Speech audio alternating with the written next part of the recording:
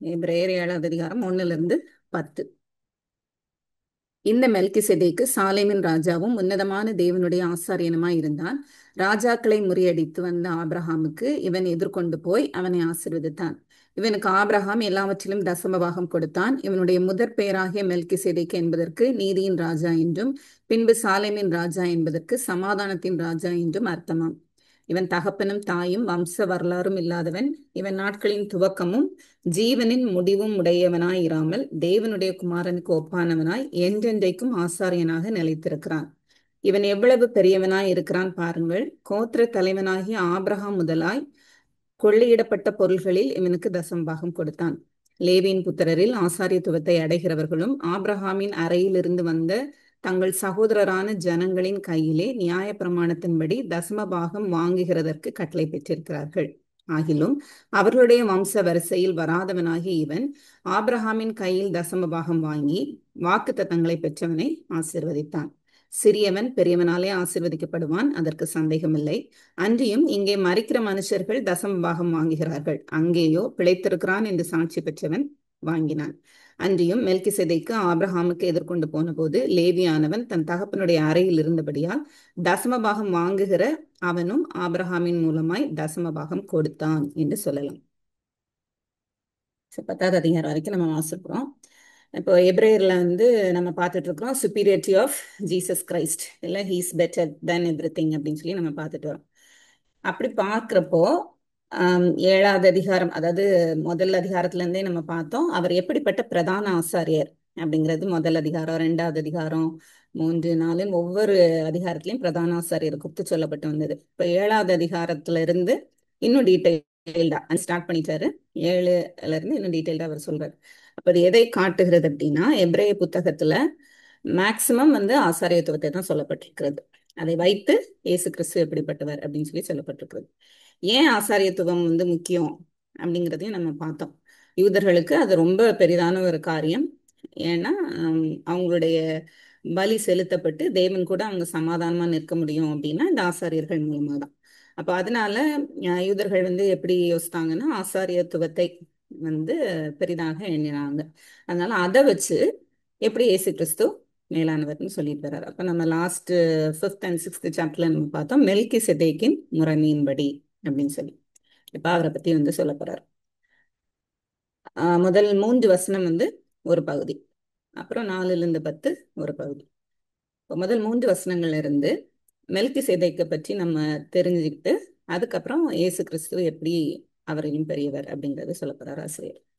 இந்த மெல்கிசேதேக்கு சாலேமின் ராஜாவும் உன்னதமான தேவனுடைய ஆசாரியனுமாய் இருந்தான்.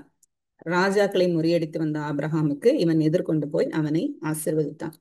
ஸோ நம்மளுக்கு இந்த ஸ்டோரி எல்லாம் தெரியும், எப்படி ஆபிரகாம் மெல்கிசேதேக்கை பார்த்தாரு, அதெல்லாம் நம்மளுக்கு தெரியும். ஆதியாகமம் 14வது அதிகாரத்துல இருக்கு. இப்ப இதுல என்னன்னா 5 காரியங்களை சொல்ல போறார். இந்த முதல் 3 வசனங்கள்ல இருந்து 5 காரியங்களை ஒப்புமைப்படுத்தி ஆரோனுடைய ஆசாரியத்துவத்திற்கும் மெல்கிசேதேக்கின் ஆசாரியத்துவத்துக்கும் உள்ள வித்தியாசம் என்ன, இயேசு கிறிஸ்து மெல்கிசேதேக்கின் முறைமையின்படி ஆசாரியரானார் அப்படின்னு சொல்லி நாமம் தரிக்கப்பட்டார் அப்படின்னு சொல்லி ஒரு வார்த்தை பழைய ஏற்பாட்டுல இருக்கு. அந்த பழைய ஏற்பாட்டின் வார்த்தையை வச்சுதான் இவர் பேச ஆரம்பிக்கிறார். அப்ப 5 காரியங்கள்ல முதலாவது என்ன அப்படின்னு சொல்லி பார்க்கும்போது மெல்கிசேதேக்கு சாலேமின் ராஜா. இப்ப ஏற்கனவே நம்ம அன்னைக்கு பார்த்தோம் மெல்கிசேதேக்கின் முறைமையின்படி அப்படின்னு சொல்லும்போது அது எதை குறிக்குது அப்படின்னா அவர் ஆசாரியர் பிளஸ் அவர் ஒரு ராஜா அப்படின்னு சொல்லி பார்த்தோம்.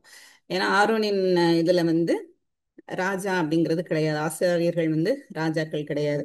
பழைய ஏற்பாட்டுல நம்ம பார்க்கும்போது 3 ஆபீஸ் நம்ம பார்த்துருக்குறோம், 3 ஊழியங்கள். முதலாவது தீர்க்கதரிசிகள், ஆசாரியர்கள், ராஜாக்கள். இவர்கள் எல்லாம் அபிஷேகம் பண்ணப்பட்டவர்கள். இப்ப மேசியா அப்படிங்கிறவரும் அபிஷேகம் பண்ணப்பட்டவர். அப்ப அந்த அபிஷேகம் பண்ணப்பட்டவர் இந்த 3 காரியங்களையும் நிறைவேற்றிருக்கிறார் அப்படின்னு சொல்லி பார்த்தோம். இப்ப முதல் பாயிண்ட் நம்ம என்ன பார்க்க போறோம் அப்படின்னு சொன்னா, அவர் மெல்கிசேதேக் அப்படிங்கிறவர் யூனிவர்சலா எல்லாருக்கும் உரியவர்.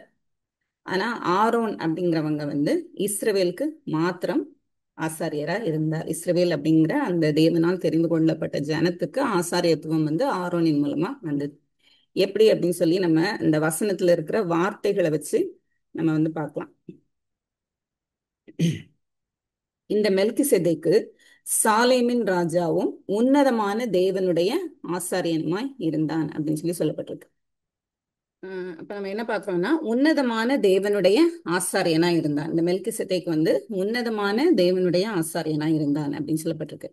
இந்த வார்த்தையை வைத்து நம்ம வந்து பார்க்க போறோம், எப்படி வந்து மெல்கிசேதேக் அப்படிங்கிறவர் வந்து இயேசு கிறிஸ்துவுக்கு கூட சம்பந்தப்படுகிறார், எப்படி ஆரோன் வந்து இஸ்ரவேல் ஜனங்களுக்கு சம்பந்தப்படுகிறார் அப்படின்னு சொல்லி.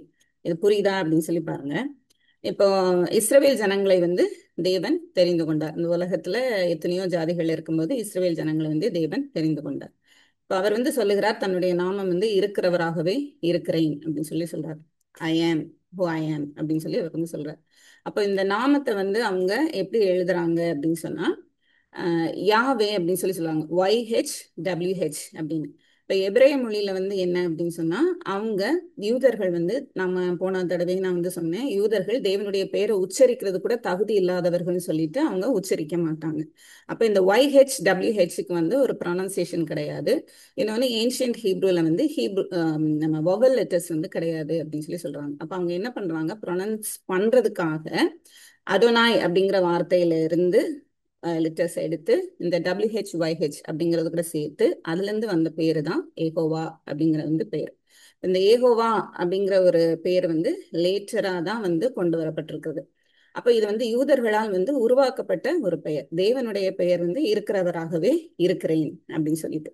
அப்ப அதை எப்படி சொல்றாங்கன்னா, இஸ்ரவேலர்கள் தங்களுடைய தேவன் வந்து ஒரு பேர், அவங்க கொடுத்த பேர் வந்து ஏகோவா, ஜெஹோவா அப்படிங்கிற ஒரு பேர். அதுதான் வந்து YHOWH அப்படின்னு போட்டு ஏகோவா அப்படின்னு போடுறாங்க. வவல்ஸ் உள்ள எடுத்து அதோனாயில் உள்ள வவல்ஸ், அதோனாய் அப்படிங்கிறது வந்து த லார்ட், என் ஆண்டவர் அப்படின்னு அர்த்தம். அப்ப அந்த இதுல இருக்கிற வவல்ஸ் எடுத்து இதுல போட்டு இவங்க வந்து ஏகோவா அப்படிங்கிற ஒரு பேரை வந்து சொல்றாங்க. அப்போ யாத்ராகமத்துல கூட நம்ம வந்து பார்க்கலாம், ஆபிரஹாமுக்கு நான் வந்து சர்வ வல்லமை உள்ள தேவன் என்று சொல்லி இருந்தேன், ஏகோவா என்கிற நாமத்துல அவனுக்கு நான் வெளிப்படவில்லை அப்படின்னு சொல்லி வந்து தேவன் சொன்னதா அதுல வந்து எழுதப்பட்டிருக்கிறது. ஆத்ராகமம் 6வது அதிகாரத்துல எழுதப்பட்டிருக்கிறது. அப்போ ஏகோவா அப்படிங்கிறது வந்து யாரை குறிக்கிறது அப்படின்னா, தேவனுடைய நாமம் வந்து இஸ்ரவேல் ஜனங்களுக்கு, இஸ்ரவேல் ஜனங்கள் தங்களுடைய தேவனை கூப்பிடுவதற்கு யூஸ் பண்ண ஒரு நேம் வந்து ஏகோவா. ஆனா தேவனுடைய நாமம் வந்து என்ன அப்படின்னு சொன்னா, அவர் வந்து உன்னதமான தேவன், வானங்களையும் பூமியையும் உண்டாக்கின தேவன்.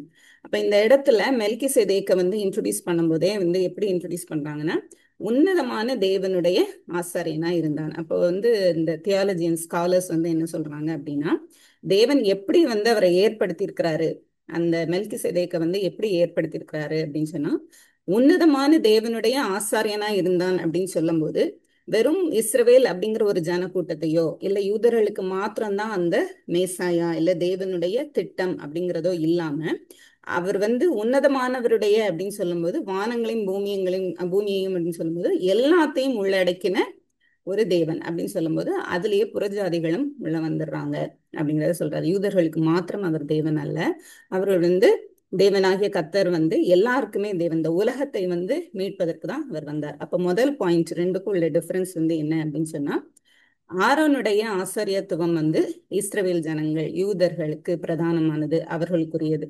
ஆனா மெல்கிசேதேக் அப்படிங்கிறவருடைய ஆசாரியத்துவம் வந்து உன்னதமான தேவனுடைய ஆசாரியன் அப்படின்னு சொல்லி சொல்லப்பட்டிருக்கிறதுனால அது வந்து யூனிவர்சல், முழு உலகத்துக்கும் தேவன் வந்து ஒரு ஆசாரியனாய், இயேசு கிறிஸ்து வந்து ஒரு ஆசாரியனாய் வருகிறார்.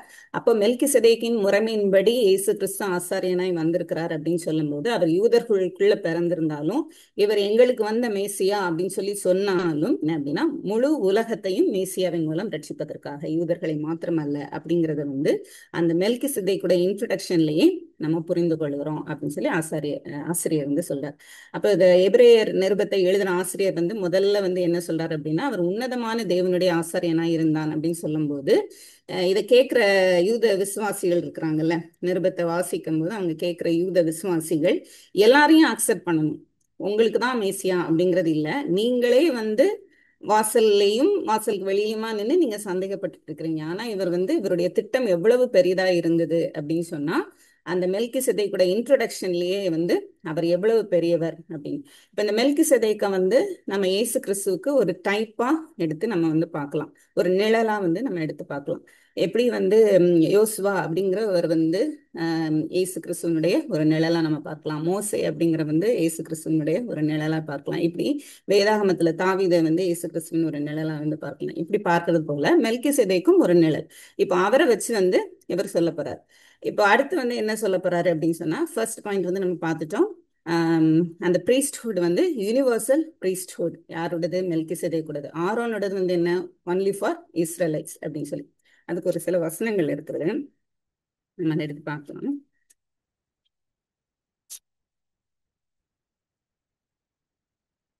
லூக்கா 1:32.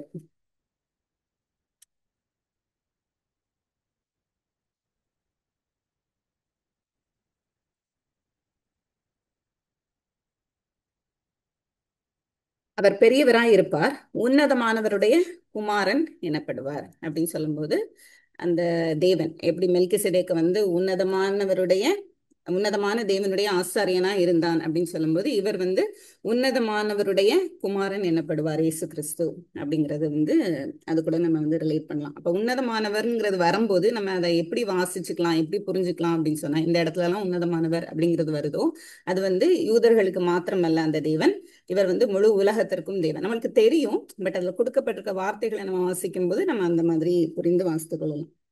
அதே போல உம் தானியேல் தானியேல் 4:17. அதுல வந்து நேபுகாத் நேச்சர் வந்து சொல்றாரு, உன்னதமானவர் மனுஷருடைய ராஜ்யத்தில் ஆளுகை செய்து தமக்கு சித்தமானவனுக்கு அதை கொடுத்து மனுஷில் தாழ்ந்தவனையும் அதன் மேல் அதிகாரியாக்குறார் என்று நரஜீவன்கள் அறியும்படிக்கு காவலாளரின் தீர்ப்பினால் இந்த காரியம் பரிசுத்தவான்கள் மொழியினால் இந்த விசாரணையும் தீர்மானிக்கப்பட்டது என்றார். அப்ப உன்னதமானவர் அப்படின்னு சொல்றது யார் இந்த இடத்துல? நேபுகாத் நேச்சரே வந்து ஒரு புறஜாதியன், அவன் வந்து ஒரு யூதன் இல்ல. அப்ப உன்னதமானவர் அப்படின்னு சொல்லி வரும்போது இது வந்து யூனிவர்சலா தேவனுடைய சால்வேஷன் வந்து முதல்லயே திட்டம் பண்ணப்பட்டது, மெல்கிசேதேக்கை காமிக்கும் போதே அது புரிகிறதுங்கிறது சொல்ல வர்றார். அதே போல மார்க் 5:7. மார்க் 5:7 பார்க்கிறோம், பிசாசுகள் வந்து சொல்றது, இயேசுவே உன்னதமான தேவனுடைய குமாரனே எனக்கும் உமக்கும் என்ன அப்படின்னு சொல்லி. அதே போல அதே வசனம் வந்து அதே பிசாசுகள் சொன்னவர் வந்து லூக்கா 8:28 இருக்கிறது. அதுக்கப்புறம் லூக்கா 6:35.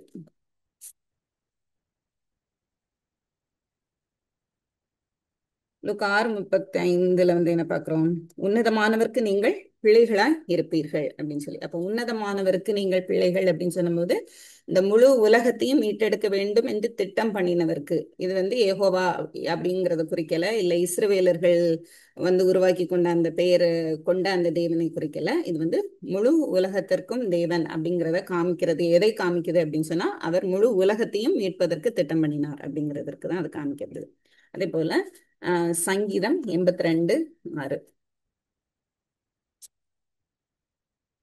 அதுல வந்து என்ன சொல்லப்பட்டிருக்குன்னா, நீங்கள் தேவர்கள் என்றும் நீங்கள் எல்லாரும் உன்னதமானவரின் மக்கள் என்றும் நான் சொல்லியிருந்தேன் அப்படின்னு சொல்லி, உன்னதமானவருடைய பிள்ளைகள் என்று வந்து நம்ம அழைக்கப்பட்டிருக்கிறோம் அப்படின்னு. அப்போ தேவனுடைய திட்டம் வந்து அவ்வளவு பெரிய திட்டம், அதனாலதான் மெல்கிசேதேக்கின் முறைமையின்படி இயேசு கிறிஸ்து வந்தார் அப்படின்னு சொல்லி சொல்றார். ஸோ இது வந்து நம்ம ஃபர்ஸ்ட் பாயிண்ட்ல பாக்குறோம். அடுத்தது வந்து நம்ம ரெண்டாவது பாயிண்ட் வந்து என்ன பாக்குறோம் அப்படின்னு சொன்னா, ராஜா அப்படிங்கிறத நம்ம பார்க்குறோம். இப்போ ஆரோனுடைய ஆசாரியத்துவத்துல வர்றவங்க வந்து ஆரோனுடைய குடும்பத்துல லேவி கோத்திரம் வந்து தெரிந்து கொள்ளப்படுகிறது தேவனால். அப்புறம் அதுல இருந்து ஆசாரியர் வந்து ஆரோன், பிரதான ஆசாரியர் வந்து ஆரோன். இப்ப இவங்கெல்லாம் எப்படின்னா சாதா மனுஷங்க தான். இவங்களுக்கு மேலேயும் ஒரு ராஜா இருக்கிறாங்க. இப்ப இஸ்ரவேல் ராஜ்யம் அப்படின்னு எடுத்துக்கிடும் போது ஆசாரியர்கள் வந்து ராஜாக்கு கீழே தான் வந்து இருக்கிறாங்க. ஆனா இங்க மெல்கிசேதேக்க வந்து சொல்லும்போது அவர் வந்து என்னன்னு சொல்லப்பட்டிருக்குன்னா, சாலேமின் ராஜா அப்படின்னு சொல்லி சொல்லப்பட்டிருக்கு. ஏற்கனவே நம்ம பார்த்த மாதிரி எருசலேம் அப்படிங்கிறது வந்து சாலேம் தான் குறிக்கிறது. ஒரு சிலர் வந்து இதுல வாக்குவாதம் வைக்கிறாங்க, இல்ல இது சாலேம் இல்ல, சீஹேம் பக்கத்துல ஒரு இடம் அப்படின்னு சொல்லி. எது எப்படியோ நான் வந்து இது சாலேம் எருசலேம் அப்படின்னு சொல்லி வந்து நான் எடுத்துட்டேன். அப்ப எபூசியர்கள் வாழ்ந்த இடத்துல, ஏன்னா இதுக்கும் வந்து ப்ரூஃப் வித் வேர்ஸ் வந்து சொல்றாங்க, அதுக்கும் ப்ரூஃப் வந்து சொல்றாங்க. அஹ் எனக்கு தேவன் நிறைய இடத்துல எப்படி சொல்றாருன்னா, சியோனை நான் வாசம் பண்ணுகிற இடமாய் தெரிந்து கொண்டேன் அப்படின்லாம் சொல்லும்போது, அவர் ஆதியிலே அதை தெரிந்து கொண்டார் அப்படிங்கிற சில விளக்கங்கள் எனக்கு ஏற்புடையதா இருக்கிறதுனால நான் அதை எடுத்துக்கிறேன். அப்போ சாலேம் அப்படிங்கிறது எருசலேம் அப்படின்னு சொல்லும்போது, அந்த எருசலேமின் ராஜா அப்படின்னு சொல்லும்போது இயேசு கிறிஸ்துவும் எருசலேமின் ராஜா அப்படின்னு சொல்றோம். எருசலேம் அப்படிங்கிறது இப்ப இருக்கிற அந்த பிசிக்கல் இஸ்ரேலுக்குள்ள இருக்கிற அந்த எருசலேம் அப்படிங்கிறது இல்ல. சீயோன் குமாரத்தின்னு சொல்லும்போது அது எல்லாரையும், கிறிஸ்துவை விசுவாசிக்கிற எல்லாரையும் குறிக்கிறது. அதே போல எருசலேம்ங்கிறது கிறிஸ்துவின் நகரம் அப்படின்னு சொல்லப்படும் போது அது தேவன் பூமியிலே இந்த உலகத்திலே தேவனுடைய ராஜ்யமா இருக்கிற சபையை தான் குறிக்கிறது.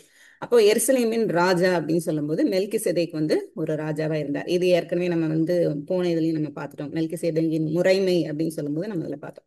அப்ப ரெண்டாவது பாயிண்ட் ஆரோனுடைய ஆசாரியத்துவம், இல்ல ஆரோன் கீழே வர்ற ஆசாரியர்கள் எப்படி இருக்காங்கன்னா ராஜாவுக்கு கீழே இருக்கிறாங்க.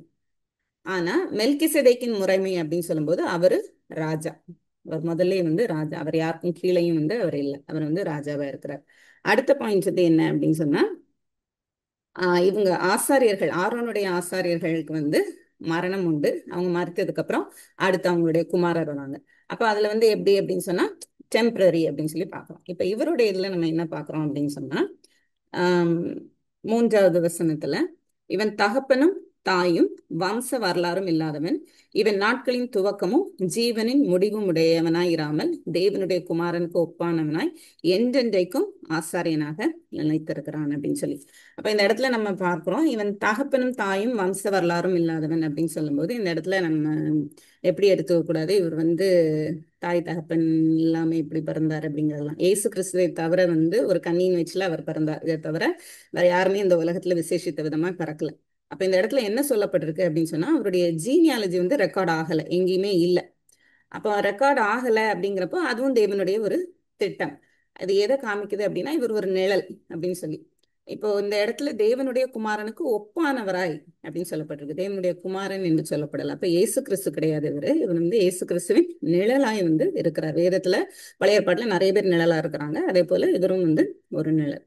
அப்ப தாயும் தகப்பனும் வம்ச வரலாறும் இல்லாதவன், இவன் நாட்களின் துவக்கமும் ஜீவனின் முடிவும் தெரியல அப்படின்னு சொல்லும்போது இது எதை குறிக்குது அப்படின்னு சொன்னா, ஆசாரியர்கள் எப்படிப்பட்டவர்களா இருந்தாலும் சரி, அவங்க ஆரோனின் சந்ததியில வந்தாங்கன்னா அவங்க ஆசிரியத்துவத்துக்குள்ள வந்துடலாம். ஆனா இவர் அப்படி கிடையாது. இவர் ராஜாவா இருக்கிறார். இவர் ஆசாரியரா இருக்கிறாரு. தாயும் தகப்பனும் இல்ல. அவருக்கு ஜீவனின் ஆரம்பமும் தெரியல, முடிவும் தெரியல அப்படின்னு சொல்லும்போது இது எல்லாம் இயேசு கிறிஸ்துவை காமிப்பதற்காகவே தேவன் முதல்லயே செய்த ஒரு காரியம், அவருடைய திட்டத்தின்படி செய்த காரியம். அப்ப தேவனுடைய குமாரனுக்கு ஒப்பானவராய் என்றென்றைக்கும் ஆசாரியனாய் நிலைத்திருக்கிறான் அப்படின்னு சொல்லும்போது இவர் நிலைத்திருந்தாருங்கிறது தான் இங்க சொல்லப்பட்டிருக்கிறது. அப்போ அந்த மெல்கிசேதேக் எப்படி இருந்திருக்கிறாரு அப்படின்னு சொன்னா, அந்த காலத்துல எல்லாருக்கும் தெரிகிற அளவுக்கு அவருடைய வாழ்க்கையும் இருந்திருக்கிறது. அப்போ ஆபிரகாம் பின்னாடி நம்ம பார்க்கிறோம், ஆபிரகாம் போய் அவருக்கு தசமபாகம் கொடுக்குறாரு அப்படின்னு சொல்லும்போது பின்னாடி அந்த டீடைல்ஸ் வருது. அப்ப நம்ம இப்போ இந்த பாயிண்ட்ல, தேர்ட் பாயிண்ட்ல நம்ம என்ன பார்க்கிறோம் அப்படின்னா, இவருடையது பெர்மனன்ட், டெம்பரரி கிடையாது. ஆரோனுடைய அந்த ஆசாரியத்துவம் டெம்பரரி. ஏன்னா அவங்களுக்கு டெத்துன்னு ஒண்ணு இருக்குது. இவங்களுக்கும் டெத்துன்னு ஒண்ணு இருந்துச்சு, பட் ரெக்கார்ட் ஆகல அப்படிங்கிறப்போ நம்மளுக்கு அது தெரியல. அப்படின்னு இப்ப நம்ம அந்த வேதத்திலேயோ இல்ல வேற எங்கேயுமே அவருடைய ஜீனியாலஜி ரெக்கார்ட் ஆகல. அது ஆன் பர்பஸ் அப்படின்னு நான் யோசிக்கிறேன். ஏன்னா கடவுளுடைய திட்டம் அவரை இயேசு கிறிஸ்துக்கு நிழலாய் காண்பிக்க வேண்டும் என்பதற்காக. அப்ப இதுல என்ன காமிக்கிறாங்க அப்படின்னு சொன்னா, இவருடைய ஆசாரியத்துவம் என்றென்றும் இருக்கிறது அப்படின்னு சொல்லும்போது அது இயேசு கிறிஸ்துவனுடைய ஆசாரியத்துவம் என்றென்றும் இருக்கிறதுன்னு காமிக்கிறதுக்காக, தேவன் நமக்கு விளங்க பண்ணுவதற்காக அவர்களுடைய ஜீனியாலஜி நம்மளுக்கு எந்த இடத்துலயுமே ரெக்கார்டு இல்லை. அதுக்கப்புறம் நம்ம பார்க்குறோம், இது மூன்றாவது பாயிண்ட், பெர்மனன்ட் டெம்பரரி அப்படின்னு சொல்லி. அடுத்து நாலாவது பாயிண்ட் என்ன பார்க்குறோம் அப்படின்னு சொன்னா, இவர் என்ன செகண்ட் வசனம் கொடுத்திருக்கு, நீதியின் ராஜா அப்படின்னு கொடுக்கப்பட்டிருக்கு. மெல்கிசேதேக் என்பதற்கு நீதியின் ராஜா என்றும், சாலேமின் ராஜா என்பதற்கு சமாதானத்தின் ராஜா. அப்ப ரெண்டு காரியங்கள் இந்த இடத்துல வருது. ஒண்ணு நீதியின் ராஜா, இன்னொன்னு சமாதான ராஜா. எப்பவுமே தேவனுக்கும் மனிதர்களுக்கும் இடையில ஒரு பிரிவு இருக்கிறது. அப்ப நம்மளுக்கு சமாதானம் வேணும், தேவனோட நம்மளுக்கு சமாதானம் வேணும் அப்படின்னு சொன்னா நம்ம நீதிமானா இருந்தாதான் போய் நிற்க முடியும். அப்ப இங்கேயும் தேவன் எப்படி அதை கொண்டு வருகிறாரு, மெல்கிசேதேக்கை கொண்டு வரும்போதே எப்படி அவர் கொண்டு வர்றாருன்னா, முதல்ல அவருடைய பெயரில் எழுதப்பட்டிருக்கிறதே எப்படி எழுதப்பட்டிருக்கு அப்படின்னா, நீதியின் ராஜா முதல்ல சொல்லப்பட்டிருக்கு. அப்புறம் சாலேமின் ராஜா சமாதானத்தின் ராஜா அப்படின்னு சொல்லும்போது, எப்பவுமே ஒரு ரட்சிப்புக்கு நம்ம வந்து உள்ள வர்றோம் அப்படின்னு சொன்னா முதல்ல நம்ம நீதிமானாக்கப்படுகிறோம். அதுக்கப்புறம் தான் நம்மளுக்கு வந்து தேவனுக்கு முன்பான சமாதானமா இப்ப நிற்கக்கூடிய தகுதியை நம்ம பெறுகிறோம். நம்ம எப்படி நீதிமான் ஆகிறோம்? இயேசு கிறிஸ்துவை நம்ம விசுவாசிக்கிறோம், அவருடைய இரத்தத்தினால நம்ம கழுவப்படுகிறோம்னு சொல்லும்போது அவருடைய நீதி நம்ம மேல கொடுக்கப்படுகிறது. அப்ப நம்ம தேவன் முன்பாக சமாதானத்தோடு போய் நிற்கிறோம் அப்படின்னா தேவன் நம்மை இயேசு கிறிஸ்துக்குள்ளாக அவருடைய நீதிக்குள்ளாக நம்மை காண்கிறார். அதனால நம்ம வந்து சமாதானத்தோட போய் நிற்கிறோம். அப்ப இந்த வார்த்தையில கூட வந்து மாற்றம் இல்லை, முன்ன பின்ன வந்து அதை மாற்றி கொடுக்கப்படலை. நீதியின் ராஜா சமாதானத்தின் ராஜா அப்படின்னு சொல்லும்போது இந்த நீதியும் சமாதானமும் ஆசாரியத்துவத்துல, ஆரோனின் ஆசாரியத்துவத்துல கிடைக்கல. ஏன்னா அவங்க வந்து கண்டினியூஸா பாவம் பண்ணிட்டு இருக்கிற மனுஷர்கள் தான். அதனால அவங்களுக்கு நீதியும் சமாதானம் தற்காலிகமாக தான் இருந்தது. அவங்க ஒரு பலியை செலுத்தும் போது உள்ள போய் தேவனுடைய சந்நிதிக்கு போயிட்டு அவங்க வரலாம். மற்றபடி அவங்களுக்கு அது பெர்மனண்டா இல்லை. அப்போ இந்த இடத்துல நீதியின் ராஜா சமாதானத்தின் ராஜான்னு சொல்லும்போது அது ஆரோனுடைய ஆசாரியத்துவத்துல இல்லை, மெல்கி செதேக்கினுடைய ஆசாரியத்துவத்துல வருது அப்படின்னு சொல்லும்போது நம்ம மெல்கி செதேக்குன்னு சொல்லும்போது யாரை எடுத்துக்கணும்னு இயேசு கிறிஸ்துவின் அந்த ஆசாரியத்துவத்துல அது வருது அப்படின்னு சொல்லி. அப்போ இப்ப நம்ம பார்த்தது வந்து பெர்மனன்ட் ரைச்சியஸ்னஸ், அதுக்கப்புறம் பீஸ். அப்ப ரைச்சியஸ் நீதி சமாதானம் இதெல்லாம் வந்து பெர்மனண்டா இருக்குது அப்படின்னு சொன்னா அது இயேசு கிறிஸ்துவனால மெல்கி செதேக்கின் முறைமையில. அடுத்தது வந்து நம்ம என்ன பார்க்குறோம் அப்படின்னு சொன்னா அவர் வந்து இந்த ஆரோனின் ஆசாரியத்துவம் வந்து ஆரோன் மரித்து போனார்னா அவருடைய குமாரன் அப்படி சந்ததியில வந்துட்டே இருக்குது. இதுல வந்து யாருக்குமே ஒரு குவாலிஃபிகேஷனே வந்து கிடையாது. என்ன குவாலிஃபிகேஷன்? நீங்க பரிசுத்தமா இருந்தாதான் அப்படிங்கிறதுலாம் கிடையாது. லேவி கோத்திரத்தை தேவன் தெரிந்து கொண்டார். அந்த லேவி கோத்திரத்துல யார் எப்படிப்பட்டவர்களா இருந்தாலும் சரி ஆசாரியர்கள் தான். அதே போல ஆரோனுடைய குடும்பத்தார் பிரதான ஆசாரியர் அவங்களுக்கும் எந்த குவாலிஃபிகேஷனும் கிடையாது. அவங்களும் பிரதான ஆரோனுடைய குமாரன், அதுக்கடுத்த குமாரன் அப்படின்னு சொல்லி அவங்க வந்து ஒரு ஹெரிடிட்ரியில வந்து வந்துட்டே இருக்கிறாங்க. இங்க வந்து நம்ம பார்த்தோம் ஏற்கனவே இவர் வந்து ஆதியும் அந்தமும் இல்லாதவர், ஜீனியாலஜியே வந்து கிடையாது. அப்ப ஜீனியாலஜியே கிடையாது அப்படின்னு சொல்லும்போது இவர் வந்து ஒரே ராஜா, தேவனுடைய குமாரன். அப்ப இவர் வந்து எப்படி வராரு அப்படின்னு சொன்னா இவருடைய பர்சனல் குவாலிஃபிகேஷன் வச்சுதான் வராரு. தேவனுடைய குமாரன் அப்படிங்கிற ஒரு பர்சனல் குவாலிஃபிகேஷன்ல. அப்ப இதை வச்சே நம்ம வந்து தெரிஞ்சுக்கலாம். இப்ப பழைய ஏற்பாட்டுல எல்லாம் நம்ம வந்து பார்ப்போம், அந்த சந்ததியார், இஸ்ரவேலின் சந்ததியார் வந்து ரட்சிக்கப்பட வேண்டும் அப்படின்னு சொன்னா அங்க தனிப்பட்ட ஒவ்வொரு நபருடைய ஒரு ரட்சிப்பை குறித்து சொல்லப்படாம முழு தேசத்தினுடைய ஒரு ரட்சிப்பை தான் குறித்து சொல்லப்பட்டிருக்கும். இப்ப நம்மளே வந்து மோசையின் காலத்துல 40 வருஷம் இவங்க வனாந்திரத்துல வந்து அலைந்தாங்க. ஆனா இவங்க வந்து இவங்க வஸ்திரம் கிழிந்து போகவும் இல்லை, பாதரட்சை வந்து ஒன்றும் ஆகல அப்படின்னு சொல்லி சொன்னாலும் 40 வருஷம் அலைந்த பிதாக்கள் அனைவரும் மரித்து போனாங்க. அப்ப அந்த வசனத்தின் அர்த்தம் என்ன? இஸ்ரவேல் தேசம் அழிந்து போகல, மொத்தமா இஸ்ரவேல் வந்து நிர்மூலமாகல, அடுத்த சந்ததியினர் வந்து அவங்க கானான் தேசத்துக்குள்ள போனாங்க அப்படிங்கிறது தான் அந்த இடத்துல நம்ம விளங்கி கொள்ளுறோம். அப்போ பழைய ஏற்பாட்டுல அதாவது ஆரோனின் ஆசாரியத்துவத்துக்கு கீழே வருகிற அந்த ஆசாரியர்கள் எப்படி இருக்கிறாங்க அப்படின்னு சொன்னா அவங்க சந்ததி சந்ததியா தான் வந்து தேவனுக்கு முன்பாக வந்து நிற்கிறாங்க. ஆனா மெல்கி சேதேக்கின் முறைமையின்படியில ஒவ்வொரு தனிப்பட்ட நபருக்கும் தான் ரட்சிப்பு. இப்போ உங்களுடைய பெற்றோர்கள் நல்லா இருந்தா உங்களுக்கு வந்து ரட்சிப்பு கிடைக்குமா? பிள்ளைகளுக்கு அப்படி கிடையாது. பிள்ளைகள் தனியா வந்து ரட்சிக்கப்பட்டிருக்க வேண்டும். அப்ப அங்க நம்ம பழைய ஏற்பாட்டுல பார்க்கும்போது இஸ்ரவேல் தேசம் அப்படின்னு சொல்லப்பட்ட போது ஆசாரியத்துவமும் ஆரோனின் சந்ததி அப்படின்னு சொல்லி வந்துருது. இங்க தனிப்பட்ட ஒவ்வொருவருடைய குவாலிஃபிகேஷன் வந்து கடவுளுக்கு முன்னாடி வந்து இருக்கிறதா நம்ம வந்து பார்க்கிறோம். ஏன்னா மெல்கி சிதைக்கு இங்க தனிப்பட்ட நபர், இயேசு கிறிஸ்து தனிப்பட்ட நபர். அவர்களுக்கு சந்ததி அப்படின்னு சொல்லி வரும்போது அந்த இயேசு கிறிஸ்துவை விசுவாசித்து தேவனுடைய பிள்ளைகள் என்று அழைக்கப்படுகிறோம். உன்னதமான தேவனுடைய ஆசாரியன் இயேசு கிறிஸ்து, மெல்கி சிதைக்கு அங்க பார்க்கிறோம். அப்ப இயேசு கிறிஸ்துவின் பிள்ளைகள் உன்னதமானவருடைய பிள்ளைகள், தேவனுடைய பிள்ளைகள். அவ்வளவுதான் இங்க வருது. ஸோ இது வந்து ஃபோர்த் பாயிண்ட். அப்ப ஃபோர்த் பாயிண்ட் நம்ம என்ன பார்க்கிறோம் அப்படின்னு சொன்னா ஆரோனுடைய ஆசாரியத்துவம் வந்து சந்ததி வழியா வருகிறது. இங்க வந்து தனிப்பட்ட ஒரு நபருடைய வாழ்க்கையை குறித்து தான் வந்து வருது. அப்ப நம்ம புதிய பாட்டுல நம்ம நிறைய இடத்துல வந்து வசனங்கள்ல பார்க்கிறோம், தேவன் வந்து சபையில ஒவ்வொருவரையும் ஒவ்வொரு பொசிஷன்ல வச்சிருக்கிறாரு. அப்போஸ்தலரா வைத்திருக்கிறாரு, அதே போல போதகரா வைத்திருக்கிறாரு, சுவிசேஷர்களா வைத்திருக்கிறாரு அப்படின்னு சொல்லும்போது ஒவ்வொருத்தரும் இப்போ நம்ம சர்ச்சில் ஒரு பாஸ்டர் இருக்கிறாங்க அப்படின்னு சொன்னா தேவன் அழைத்திருக்கிறாங்க அப்படிங்கிறத தாண்டி தேவன் ஒரு ஊழியத்தை அவங்களுக்கு வந்து கொடுத்திருக்கிறாங்க. அப்போ சபை வந்து அவர்களுக்கு கீழ்ப்படிந்து இருக்கும்போது தேவனால் நினைக்கப்பட்ட காரியங்கள் திட்டங்கள் வந்து நிறைவேறுகிறது. அப்போ அதற்கு நம்ம வந்து ஒரு முக்கியத்துவம் கொடுக்கிறோம். மற்றபடி தேவனுடைய கண்களுக்கு முன்பாக எல்லாரும் சமம் தான். ஆனா ஒவ்வொருவருக்கும் ஒவ்வொரு ஊழியத்தை தேவன் கொடுக்கிறார். நம்ம வேதத்திலே வந்து பார்க்கிறோம், ஞானம் இல்லாதவர்களை தேவன் வந்து தம்முடைய ஊழியத்திற்கென்று தெளிந்து கொள்கிறார், பைத்தியமானவர்களை தேவன் தம்முடைய ஊழியத்திற்கென்று தெளிந்து கொள்கிறார் அப்படின்னு சொல்லும்போது அவர் சூஸ் பண்றாரு. ஒவ்வொருவரையும் வந்து அவர் சூஸ் பண்றாரு. சூஸ் பண்ணி அந்த குவாலிஃபிகேஷனை வந்து நம்மளுக்கு கொடுக்கிறார். அப்ப புதிய ஏற்பாட்டுல பார்க்கும்போது அது தனிப்பட்ட நபராக இருக்கிறது.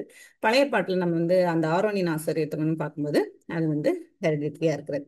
அடுத்த பாயிண்ட் வந்து என்ன அப்படின்னு பார்க்கறோம்னா, அவங்களுக்கு வந்து ஒரு நேரம் இருக்கிறது. எப்படி ஒரு நேரம்னா, ஒரு வயது வரம்பு வந்து அவங்களுக்கு இருக்குது. 25 வயதுல இருந்து 50 வயதுக்குள்ள வந்து ஆசாரியர்கள் ஆசாரியத்துவத்துல இருக்கிறாங்க. இங்க ஆரோனின் ஆசாரியர்கள் எப்படி இருக்கிறாங்கன்னா 25 வயதுல இருந்து 50 வயது வரைக்கும். அப்ப அந்த 25 வயதுல இருந்து 30 வயது வரைக்கும் வந்து என்ன பண்ணுவாங்க அப்படின்னா, உள்ள வர்ற அந்த ஆசாரியத்துவ ஊழியத்துக்கு உள்ள வர்றவங்க வந்து 30 வயதுக்கு மேல இருக்கிறவங்களுக்கு ஊழியம் செய்கிறவர்களா இருப்பாங்க. 25ல இருந்து 30 வயது, அந்த 5 வருஷம் கீழே ஊழியம் செய்கிறவர்களா இருப்பாங்க. அதுக்கப்புறம் 30 வயதுக்கு மேல அவங்க இண்டிபெண்டா ஆயிடலாம். அதுக்கப்புறம் 50ல அவங்க ரிட்டையர்ட், அவ்வளவுதான். அதுக்கப்புறம் அவங்க வந்து ஊழியத்துக்குள்ள இல்லை, அதாவது ஆசாரியத்துவத்துக்குள்ள இல்லை. ஆனா இயேசு கிறிஸ்துக்கு வந்து அப்படி டைம் வந்து கிடையாது. அவர் வந்து நித்தியமான ஆசாரியன். அதுதான் வந்து இந்த இடத்துல 3வது வசனத்துல அவர் சொல்றாரு, எந்தெந்தைக்கும் ஆசாரியனாக நிலைத்திருக்கிறான் அப்படின்னு சொல்லி. அப்ப இயேசு கிறிஸ்து வந்து எந்தெந்தைக்கும் ஆசாரியனாக நிலைத்திருக்கிறார் மெல்கிசேதேக்கின் முறைமையின்படி. அப்ப எந்தெந்தைக்கும் நிலைத்திருக்கிறார் அப்படின்னு சொல்லும்போது ஒரு ஏஜ் வந்து இவங்களுக்கு கிடையாது. ஆரோனின் ஆசாரியத்துவத்துக்கு உண்டு. இப்போ இந்த 3 வசனங்கள்ல 5 காரியங்கள் பார்க்கும்போது 4வது வசனத்துல அவர் சொல்றாரு, இவன் எவ்வளவு பெரியவனாயிருக்கிறான் பாருங்கள். அந்த 3 வசனத்தின் காரியங்களை வைத்து ஆசிரியர் வந்து யூதர்களுக்கு விளக்குகிறார், மெல்கிசேதேக்கு எவ்வளவு பெரியவர்னு பாருங்க. ஏன்னா இவங்களுக்கு ஆரோன் வந்து ரொம்ப பெரியவங்க, ஆரோனுடைய சந்ததியார் ரொம்ப பெரியவங்க. இன்றைக்கும் கூட இஸ்ரவேல் தேசத்துல ஆஹ் இந்த ஆலயம் கட்டப்பட வேண்டும், அப்புறம் பலி செலுத்தப்பட வேண்டும்ங்கிறது தான் முக்கியமான ஒரு காரியமா இருக்கு. அதுக்காக அவங்க ஆரோனின் சந்ததியில வர்ற ஆசாரியர் யாருன்னு தேடி கண்டுபிடிக்கிறாங்க. அப்போ அவங்க வந்து எவ்வளவு தூரம் அதை முக்கியப்படுத்தி இருந்தாங்கன்னா, பழைய ஏற்பாட்டின் காரியங்களை அவங்க அவ்வளவு தூரம் வைராக்கியமா இருக்கிறாங்க அப்படின்னு சொன்னா, மற்ற பண்டிகைகள் எல்லாம் இன்னைக்கு வரைக்கும் அவங்க கொண்டாடிட்டு இருக்கிறாங்க. ஆனா அவங்களுக்கு இன்னும் பிரதானம் என்ன, தேவனுடைய ஆலயம் கட்டப்பட வேண்டும், பலி செலுத்தப்பட வேண்டும். அதை செலுத்துவது யாரு அப்படின்னு, ஆரோனுடைய குமாரன் சந்ததியில வந்தவர் அப்படின்னு சொல்லிட்டு. அப்போ இன்னைக்கு வரைக்கும் இந்த 2025 வரைக்கும் அவங்க அதை தேடி அவங்க அதை கண்டுபிடிக்கிறாங்க அப்படின்னு சொன்னா அவங்களுக்கு ஆசாரியத்துவம் எவ்வளவு முக்கியம். அப்போ அவருடைய அந்த எபிரேயர் ஆசிரியர் வந்து எழுதுற டைம்ல வந்து ஃபுல் அண்ட் ஃபுல் உபத்திரவங்களுக்குள்ள கடந்து போற யூதர்கள் மனது குழம்பி போய் உள்ள போகவா வெளிவா, விசுவாசிக்கவா வாழ்க்கையை அர்ப்பணிக்கவா, அந்த மாதிரி குழப்பங்கள், கள்ள போதனைகள், கள்ள கிறிஸ்துக்கள் இப்படின்னு எல்லாம் வரும்போது அவங்களுக்கு ஆசிரியர் வந்து சொல்றாரு, இவர் எவ்வளவு பெரியவன் பாருங்க. மெல்கிசேதேக் பத்தி உங்களுக்கு தெரியும், ஓல்ட் டெஸ்டமெண்ட்ல நீங்க வந்து பார்த்துருக்கிறீங்க. பட் இவ்வளவு தூரம் உங்களுக்கு டீட்டெயிலா தெரியாது. ஸோ அவர் வந்து விளக்குறாரு. முதல்ல 5வது அதிகாரத்துல நம்ம ஏற்கனவே பார்த்தோம், நீங்க வந்து பாலை உங்கிறவர்களா போல இருக்கிறீங்க, உங்களுக்கு இதெல்லாம் தெரிஞ்சிருக்கணும், நீங்க போதகராய் இருக்க வேண்டும், ஆனா நீங்க கேள்வியில் மந்தம் உள்ளவர்களா இருக்கிறீங்க அப்படின்னு சொல்லி 5வது அதிகாரத்துல சொன்னாலும் இப்ப வந்து அவர் விளக்குறார் 3 வசனங்கள்ல. மெல்கிசேதேக்கை பத்தி ரொம்ப டீட்டெயில்ஸ் வந்து கிடையாது, எங்கேயுமே கிடையாது, வேதத்திலையும் கிடையாது, வெளியிலையும் கிடையாது. அப்போ அந்த மாதிரி ஒரு காரியத்தை வைத்து தேவன் எப்படி அழகா திட்டம் பண்ணியிருக்கிறார் இயேசு கிறிஸ்துவை கொண்டு வரதற்கு, அந்த வார்த்தைகளை வைத்து உன்னதமானவருடைய அப்படின்னு சொல்லி பார்த்தோம். அதுக்கப்புறம் நீதியின் ராஜா, சமாதானத்தின் ராஜா அப்படின்னு சொல்லி பார்த்தோம். அதே மாதிரி இங்க வந்து தாய் தகப்பனுடைய வம்ச வரலாறு இல்லாமல் தேவனுடைய குமாரனுக்கு ஒப்பானவராய் இருந்தார் அப்படின்னு சொல்லி பார்க்கிறோம். அப்போ அவர் எவ்வளவு பெரியவர் என்று பாருங்கள் அப்படின்னு சொல்றார். கோத்திர தலைவனாகிய ஆபிரகாம். இப்போ இவங்களுக்கு அடுத்து வந்து கோத்திர தலைவன். நம்ம எல்லாருக்கும் தெரியும், ஆபிரகாம் வந்து அவங்களுக்கு பிதா, இஸ்ரவேல் தேசத்தின் பிதா அப்படின்னு சொன்னாலே வந்து ஆபிரகாம். யோவான்ல வந்து நம்ம பார்க்கிறோம், எங்களுக்கு பிதா வந்து இயேசு கிறிஸ்து வந்து பிதாவாகிய தேவனை பத்தி சொல்லும் போது அவங்க வந்து சொல்லுவாங்க, எங்களுக்கு பிதா வந்து ஒருத்தர் தான், அது ஆபிரகாம் அப்படின்னு சொல்லி சொல்லுவாங்க. அப்ப அவரை வைத்து திரும்ப இவர் வந்து எழுதுறாரு, இவன் எவ்வளவு பெரியவனாய் இருக்கிறான் பாருங்கள், கோத்திர தலைவனாகிய ஆபிரகாம் முதலாய் கொள்ளையிடப்பட்ட பொருள்களில் இவனுக்கு தசம பாகம் கொடுத்தான் அப்படின்னு சொல்லி. அப்ப கோத்திர தலைவன் அப்படின்னு சொல்லும் போது அதுக்கு வந்து கிரேக்க மொழியில அது வந்து, இப்போ நம்ம ஏற்கனவே நம்ம பார்த்தோம், ஓல்ட் டெஸ்டமெண்ட்டை இந்த எபிரேய ஆசிரியர் வந்து எப்படி எழுதுறாரு அப்படின்னா, கிரேக்ல கன்வெர்ட் ஆனதுல இருந்து தான் இவர் எழுதுறாரு. சரியா? அதனாலதான் இது பவுலா இருக்காது அப்படின்னு சொல்லி கூட நம்ம முதல் கிளாஸ்ல வந்து நம்ம பார்த்தோம். அப்போ இந்த இடத்துல வந்து இவர் கோத்திர தலைவன் அப்படின்னு சொல்லும்போது அந்த கிரேக்க மொழியில அது எதை குறிக்கிறது அப்படின்னா, த ஃபர்ஸ்ட் ஃபாதர் அப்படின்னு சொல்லி, பிதா, முதலாவது பிதா இஸ்ரவேல் ஜனங்களுக்கு. அப்போ த ஃபர்ஸ்ட் ஃபாதர் வந்து என்ன பண்றாரா, கொள்ளையிடப்பட்ட பொருட்களில் இவனுக்கு தசம பாகம் கொடுத்தான். அப்ப ஏற்கனவே நம்மளுக்கு தெரியும், அந்த ஆதியாகமம் 14வது அதிகாரத்துல லோத்தை வந்து எடுத்துட்டு போயிறாங்க, அந்த கெதர்லாகோரும் கூட இருக்கிற ராஜாக்களும் வந்து பிடிச்சிட்டு போயிறாங்க. அப்ப ஆபிரகாம் போய் சண்டை போட்டு பிடிச்சிட்டு வரும்போது அவர் வந்து மெல்கிசேதேக்கு எதிர்ப்படுகிறார், தசம்பாகம் கொடுக்கிறார். இதுல என்ன போட்டிருக்கு? கொள்ளையிடப்பட்ட பொருள்களில் இவனுக்கு தசம்பாகம் கொடுத்தான் அப்படின்னு சொல்லி. அப்ப கொள்ளையிடப்பட்ட பொருட்கள் அப்படின்னு சொல்லி சொல்லும்போது அது எதை சொல்றாங்க அப்படின்னா, கிரேக்க வழக்கத்துல என்ன உண்டா, கொள்ளையிட்டு வர பொருட்களை என்ன பண்ணுவாங்களாம், ஒரு குவியல் மாதிரி குவிச்சு வச்சிருப்பாங்களாம், வச்சு அதுல இருந்து பிரிப்பாங்களாம் ஒவ்வொருத்தருக்கும். அப்போ இந்த கொள்ளையிட்ட பொருட்கள்னு நம்மளுக்கு தமிழ்ல கொடுத்துருக்குறாங்க.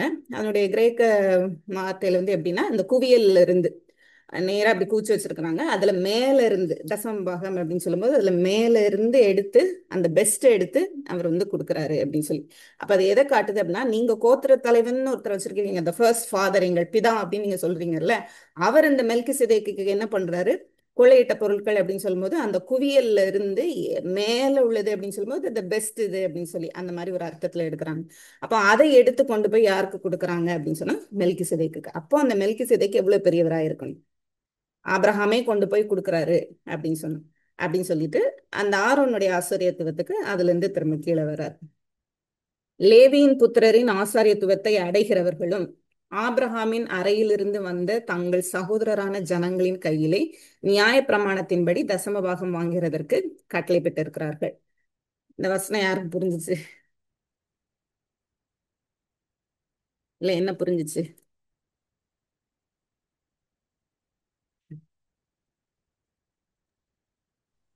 சொல்லுங்க. லேவியின் புத்திரரில் ஆசாரியத்துவத்தை அடைகிறவர்களும் ஆபிரகாமின் அறையிலிருந்து வந்த தங்கள் சகோதரரான ஜனங்களின், இஸ்ரவேல் ஜனங்களின் 12 கோத்திரங்கள். ஆபிரகாமின் அறையிலிருந்து அப்படின்னு சொல்லும்போது ஆபிரகாமருடைய குமாரன் ஈசாக்கு, யாக்கோபு, யாக்கோபுடைய குமாரர் தான் இந்த 12 கோத்திரங்கள், இஸ்ரவேல் ஜனங்கள். அப்ப ஆபிரகாமின் அறையிலிருந்து வந்த தங்கள் சகோதரரான ஜனங்களின் கையிலே நியாய பிரமாணத்தின்படி தசம பாகம் வாங்குகிறதற்கு கட்டளை பெற்றார்கள். யாரு? லேவி புத்திரரில் ஆசாரியத்துவத்தை அடைகிறவர்கள்.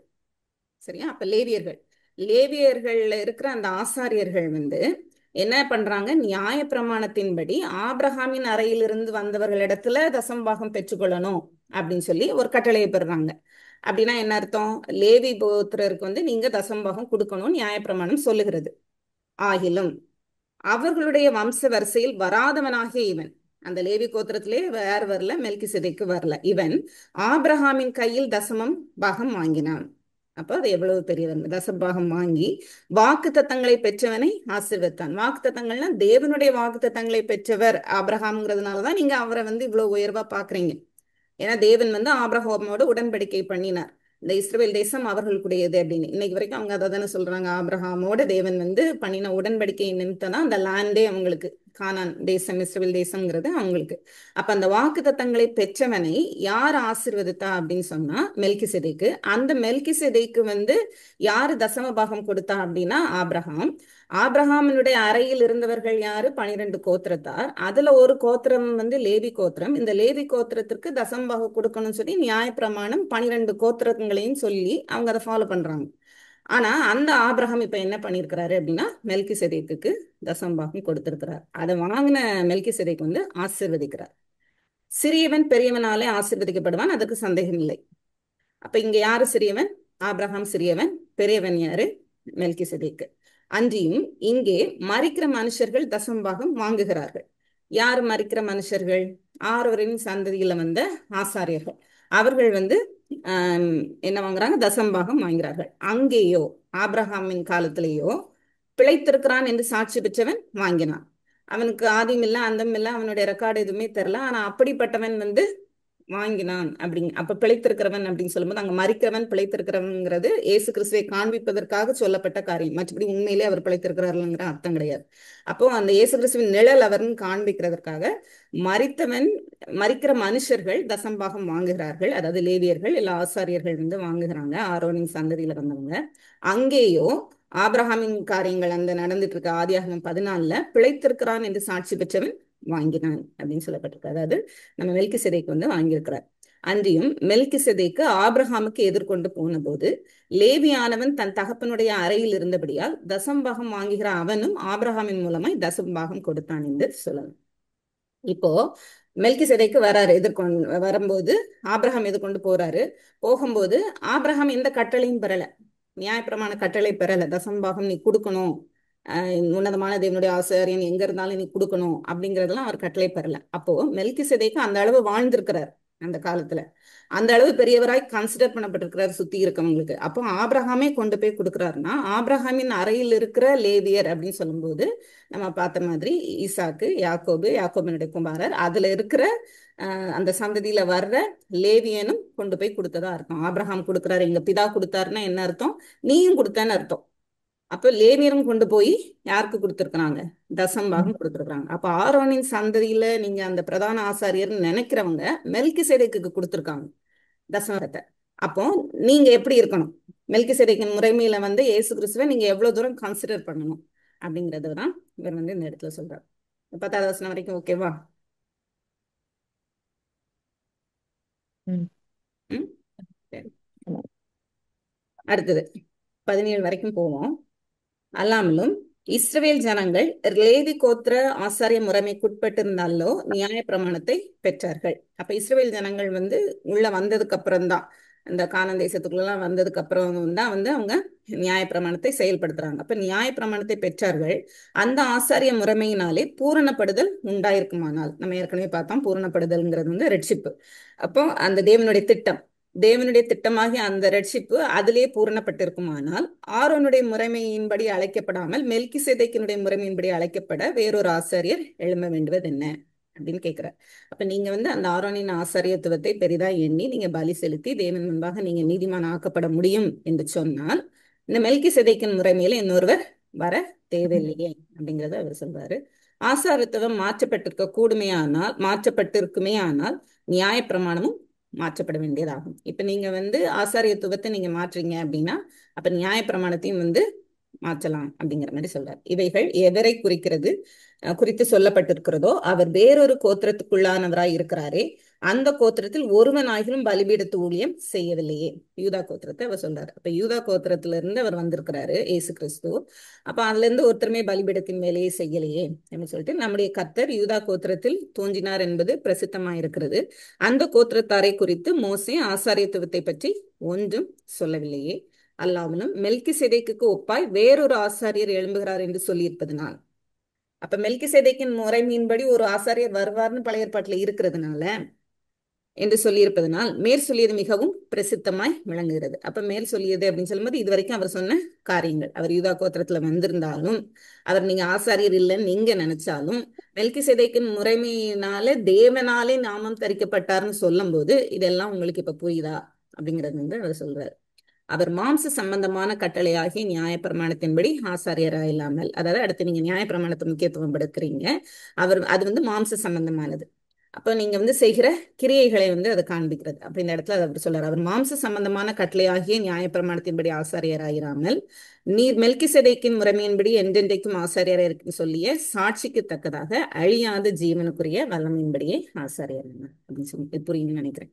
சோ அப்ப அவர் என்ன சொல்ல வர்றாரு? மாம்சத்திற்குரிய காரியம் வந்து அந்த ஆரோனின் ஆசாரியத்துவம், இவருடையது வந்து ஜீவன் உள்ளது அப்படின்னு சொல்லி சொல்றாரு. அதுல அந்த எத்தனாவது வசனம் 11th to 17th verseல இன்னும் ஃபியூ பாயிண்ட்ஸ் இருக்கு. அதை நம்ம வந்து நெக்ஸ்ட் இதுல பார்க்கலாம். ஆனா அர்த்தங்கள் வந்து புரிஞ்சிருக்கும்னு நினைக்கிறேன். அப்ப மெல்கிசேதேக்கின் முறைமையின் ஆசாரியத்துவத்தையும் ஆரோனுடைய ஆசாரியத்துவத்தையும் விளக்கி ஆசிரியர் வந்து என்ன சொல்ல வர்றாரு அப்படின்னா, மெல்கிசேதேக்கு எவ்வளவு பெரியவரா இருக்கிறாருன்னே உங்களுக்கு புரியல. நீங்க இவ்வளவு தூரம் பழைய ஏற்பாட்டை தெரிந்தும் நீங்க புரியல, நீங்க புரிஞ்சிருக்கணும். இப்ப மெல்கிசேதேக்கு அவ்வளவு பெரியவரா இருக்கும்போது, மாம்சத்தில் வராத மாம்ச சம்பந்தமான இந்த நியாயப்பிரமாணத்துக்கு சம்பந்தம் இல்லாத இந்த இயேசு கிறிஸ்து வந்து ஜீவன் உள்ளவராய் இருக்கிறார். அப்ப நீங்க அவரை வந்து விசுவாசிக்க வேண்டும். இது வந்து நம்ம ஏற்கனவே பார்த்த அந்த ஆதியாகமம் 14வது அதிகாரம் இருக்குல்ல, அதுல வந்து ராஜாக்கள் இங்கிருந்து வராங்க. ஏலாமின் ராஜா தான் கெதர்லாகோமோர். அவர் இங்கிருந்து வர்றாரு. இங்க ஹெப்ரோன் பக்கத்துல தான் ஆபிரகாம் இருக்கிறாரு. சோதம் இந்த இருக்குது. இதை அடிச்சு அவங்க எல்லாம் போகும்போது தான், ஹெப்ரோன்ல இருந்து போய் இந்த தமஸ்கு பக்கத்துல வரும்போது, இவங்க எல்லாம் ரிட்டர்ன் போகும்போது தமஸ்கு பக்கத்துல ஆபிரகாம் வந்து பிடிச்சிடுறாரு. ஸோ இந்த இடத்துல தான் வந்து யார் நம்ம மெல்கிசேதேக்கை வந்து அவர் பார்க்குறார். அதுக்காக இந்த மேப் எடுத்தேன் சும்மா பார்த்துக்கிறது. அதுக்கப்புறம் வந்து இது வந்து தசமபாகம்ங்கிற வார்த்தை வந்ததுனால சரி, தசமபாகத்துல வந்து பழைய ஏற்பாட்டின் தசமபாகம் என்ன அப்படின்னு காமிக்கிறதுக்காக எடுத்தேன். மொத்தம் 3 தசமபாகம் இருக்கு. ஒன்று வந்து லேவியருடைய தசமபாகம், இன்னொன்று வந்து ஃபெஸ்டிவல் டைம்ல கொடுக்கறது, இன்னொன்று வந்து புவர் பீப்புள் கஷ்டப்படுறவங்களுக்காக கொடுக்கறது. அப்போ இது வந்து எப்படின்னா ஒவ்வொரு 7வது வருஷம் தவிர எல்லா வருஷமும் 10% வந்து எடுக்கணும். இதுதான் அவங்க தசமபாகமாக கொடுக்குறாங்க. காளை, ஆடு, கனிகள் அதெல்லாம் வந்து அவங்க கொடுக்குறாங்க. இது எதுக்கு அப்படின்னு சொன்னா ஆஹ் அந்த ஆலயத்தினுடைய கட்டுமான பணிகள், இல்லை அதை பராமரிக்கிற காரியங்கள், அதுல இருந்தெல்லாம். அப்புறம் ப்ரொடெக்ஷன் ஃப்ரம் காட்ஸ் ராத் அப்படின்னு கொடுத்துருக்கு. அப்போ தேவனுடைய கோபாக்கினிலிருந்து தங்களை காத்துக்கொள்வதற்காக கொடுக்குற ஒரு காணிக்கை மாதிரி. அப்ப இது வந்து லேவியர்களுக்கு, ஏன்னா லேவியர்களுக்கு வந்து பங்கு கர்த்தர் தான் பங்கு அப்படின்னு சொல்லும்போது இது எல்லாம் லேவியர்களுக்கு கொடுக்கப்படுகிறது. அப்ப the Levite tithe வந்து was given in full to the Levites. மொத்தமா லேவியர்களுக்கு இது வந்து கொடுக்கப்படுது. ஏன்னா அவங்களுக்கு வந்து காணி அச்சின் வேற எதுவும் கிடையாது. இதுதான் அவங்களுக்கு சொத்து, பங்கு, கர்த்தருடைய பங்கு. அடுத்து ஃபெஸ்டிவல் டைத், அதுவும் அதே மாதிரி தான் அவங்க வந்து கொடுக்குறாங்க. 10% கொடுக்குறாங்க. ஒவ்வொரு 7 வருஷத்துலையும் கிடையாது, 7 வருஷத்துல கிடையாது.